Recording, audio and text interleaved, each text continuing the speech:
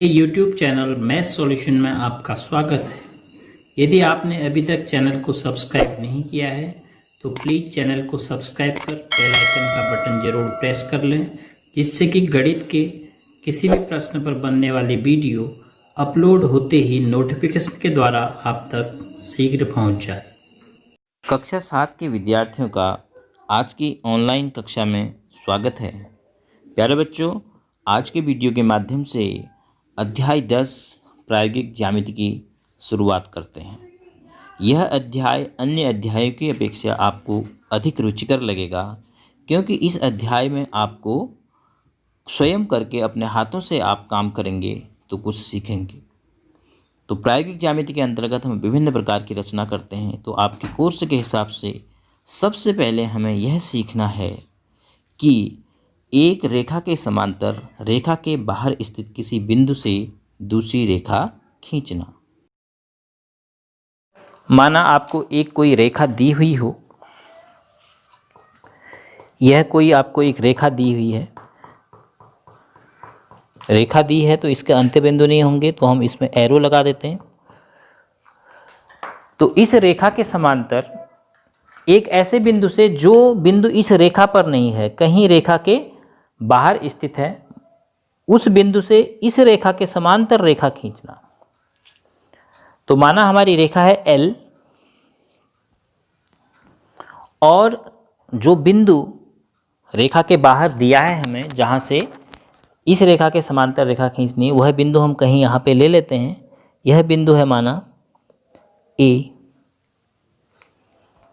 तो अब क्या हो गया, अब ऐसा हो गया कि रेखा L दी हुई रेखा है और A एक ऐसा बिंदु है जो रेखा L पर स्थित नहीं है, लेकिन बिंदु A से रेखा L के समांतर आपको एक रेखा खींचनी है। अब हम काम करना शुरू करेंगे। जिस बिंदु से इस रेखा के समांतर रेखा खींचना चाह रहे हैं, उस बिंदु को इस रेखा से थोड़ा सा तिरछा करके न्यून कोण बनाते हुए मिला दीजिए। ये देखिए, इस प्रकार से आप मिला दीजिए इसको। इस रेखा ने रेखा L को जहां पर प्रतिच्छेद किया है, इस बिंदु का नाम हम ले लेते हैं, यह बिंदु माना B है। तो अब आप अपना एक प्रकार लेंगे। देखिए, इसे कहते हैं प्रकार, और प्रकार में आप पेंसिल डालेंगे। जब भी आप प्रायोगिक ज्यामिति में काम कर रहे हैं तो आपके औजार यानी इक्विपमेंट जिनसे आप काम कर रहे हैं वो मानक के अनुसार होने चाहिए, यानी सही होने चाहिए। पता चला कि आपका प्रकार ढीला है और ये ढंग से काम नहीं कर रहा है, तो फिर आपकी रचना जो होगी, आपका जो कार्य होगा वह अच्छा नहीं होगा। तो प्रकार में आप पेंसिल यहाँ से डालेंगे, और पेंसिल आपकी प्रकार की ऊंचाई से कम होनी चाहिए। पेंसिल की जो ऊंचाई है वह प्रकार की ऊंचाई से थोड़ा सा कम होनी चाहिए। और जब प्रकार की दोनों भुजाओं को, एक भुजा पेंसिल हो गई और एक भुजा ये हो गई, देखो एक भुजा तो ये हो गई और दूसरी भुजा ये है जिसमें हमने पेंसिल लगा दिया, इन दोनों भुजाओं को बंद करके पेंसिल और प्रकार की नोक ऐसे मिलनी चाहिए आपस में। यहाँ पर आप नीचे एक समतल में रख के भी देख सकते हैं। बहुत सारे बच्चे ऐसा करते हैं, पहले खोलेंगे फिर उसको मिलाएंगे। नहीं, ये गलत तरीका है। पहले आप दोनों भुजाओं को बंद करेंगे। ये ऐसी स्थिति में आपकी पेंसिल और प्रकार की नोक आपस में बराबर होनी चाहिए। एक समतल पर आप रख के लेवल देख सकते हैं। तो इसका मतलब आपका प्रकार अब काम करने के लिए तैयार है। अब आप B पर अपने प्रकार की नोक रखेंगे और एक छोटा सा आर्क चाप काटेंगे जो इस त्रियक रेखा को और दी हुई रेखा L को काटे। ये इस प्रकार से। मैं थोड़ा सा मोटा इसलिए करूँगा क्योंकि वीडियो में आपको साफ नहीं दिखाई देगा, लेकिन आप प्रकार से जो भी चाप खींचेंगे उसे जितना पतला रखेंगे उतना अच्छा काम आपका होगा, उतनी साफ रचना होगी, उतना सही कार्य होगा। अब इस आर्क को आपने हिलाना नहीं है, इसकी त्रिज्या को कम ज़्यादा नहीं करना है। इसी को आपने A पर रखना है, A पर रखा और यहाँ से इस तरफ को आपने चाप बढ़ा देना है। देखो मेरे से थोड़ा सा हिल गया, तो ऐसे हिलने, इसको अच्छी तरह पकड़ना है और इस वाले नोक को पकड़ना है, पेंसिल को कभी नहीं पकड़ना है। तो चाप को इस प्रकार से आप काट देंगे। ये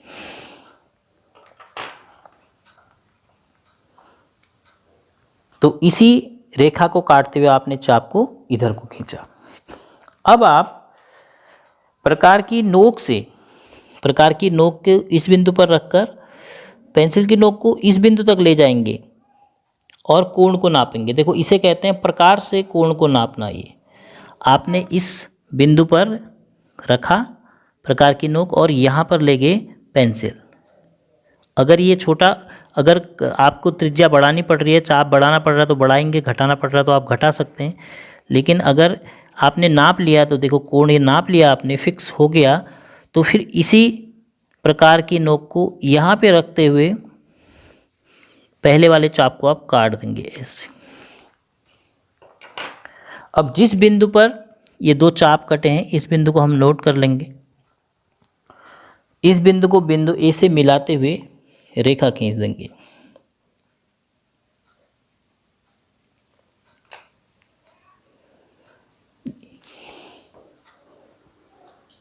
तो जो ये रेखा हमने खींची, अब यह रेखा बिंदु ए से होकर जा रही है और रेखा एल के समांतर है। तो इस प्रकार हम किसी रेखा के समांतर रेखा से बाहर के बिंदु से कैसे रेखा खींचते हैं यह हमने सीखा। फिर से एक बार जल्दी जल्दी रिवीजन करते हैं। सबसे पहले हमें एक रेखा दी हुई है, रेखा एल। तो रेखा एल के बाहर एक बिंदु दिया था ए, जहाँ से हमने इस रेखा के समांतर रेखा खींचनी थी। हमने क्या किया, एक रेखा से ए को रेखा एल से मिला दिया। इसको हम तिर्यक रेखा कह रहे हैं, ए बी। जहाँ पर रेखा एल को प्रतिच्छेद किया इसने, उसका नाम दे दिया बिंदु बी। बी पर आपने प्रकार की नोक रखी और एक चाप काटा, और फिर वही प्रकार की नोक बिना चाप बदले हुए, बिना प्रकार की त्रिज्या को घटाए बढ़ाए ए पर रखते हुए चाप खींच दिया ऐसे इधर को। फिर उसके बाद प्रकार की नोक को यहाँ पे रखते हुए इस कोण को नाप लिया आपने, और प्रकार की नोक यहाँ पे रखते हुए उतना ही कोण आपने यहाँ पर बना दिया। तो आपने क्या किया, देखो इस कोण को इसके बराबर बनाया। और ध्यान दीजिए, आप जब समांतर रेखाएं और तिर्यक रेखाओं वाला अध्याय पढ़ रहे थे तो आप कह रहे थे दो रेखाओं के बीच यदि आंतरिक एकांतर कोण बराबर होंगे तो रेखाएं समांतर हो जाएंगी, और उसी का हमने यहाँ पर उपयोग किया है। यह कोण और यह कोण आंतरिक एकांतर हैं, तो मैंने इस कोण को नापा और इतना ही कोण प्रकार की नोक यहाँ पर रख के यहाँ पर बना लिया। तो मैंने दोनों आंतरिक एकांतर कोण बराबर बनाए, तो अब निश्चित रूप से यह रेखा इसके समांतर जाएगी ही जाएगी।